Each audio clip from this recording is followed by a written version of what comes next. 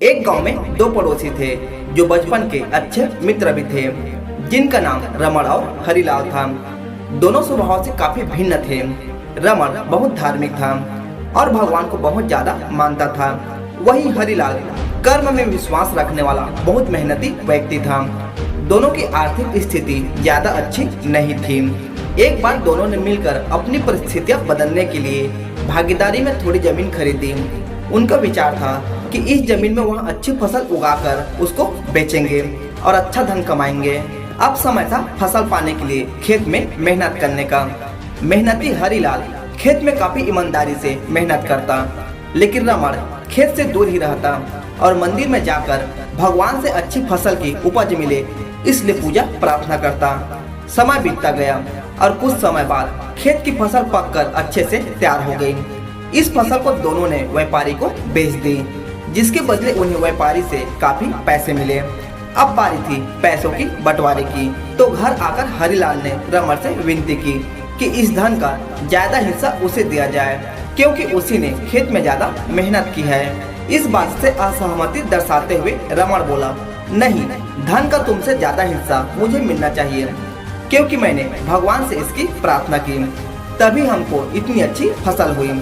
मेरी भक्ति और भगवान के बिना ये संभव नहीं होता।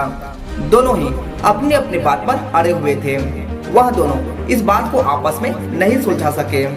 धन के बंटवारे के लिए दोनों गांव के मुखिया के पास पहुंचे। मुखिया ने दोनों की सारी बात सुनी और उन्हें पता चला कि असली हकदार हरिलाल है। फिर भी रमण की गलतफहमी दूर करने के लिए मुखिया ने दोनों को ही एक एक बोरा चावल दिया, जिसमें काफी ज्यादा कंकड़ मिले हुए थे। मुखिया ने दोनों से ही कहा कि कल सवेरे 7 बजे तक तुम दोनों को इसमें से चावल और कंकड़ अलग करके लाने हैं। कल तुम दोनों के चावल देखकर ही मैं फैसला करूंगा कि इस धन का बड़ा हिस्सा किसको मिलना चाहिए।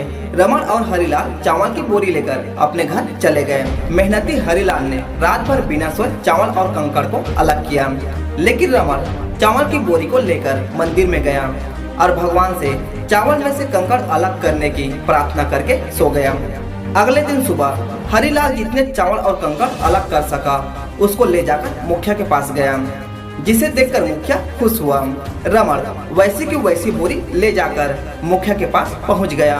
मुखिया ने रमण से कहा कि दिखाओ तुमने कितने चावल साफ किए हैं। रमण ने कहा कि मुझे अपने भगवान पर पूरा भरोसा है कि उन्होंने सारे चावल साफ कर दिए होंगे। जब उसकी चावल की बोरी खोला गया तो उसमें चावल और कंकड़ वैसे के वैसे ही थे।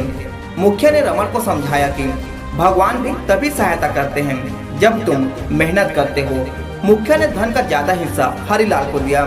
इस घटना के बाद रमण को अपनी गलती का एहसास हुआ, तो वो भी हरिलाल की तरह खेत में मेहनत करने लगा और अब की बार उनकी फसल पहले से भी अच्छी हुई।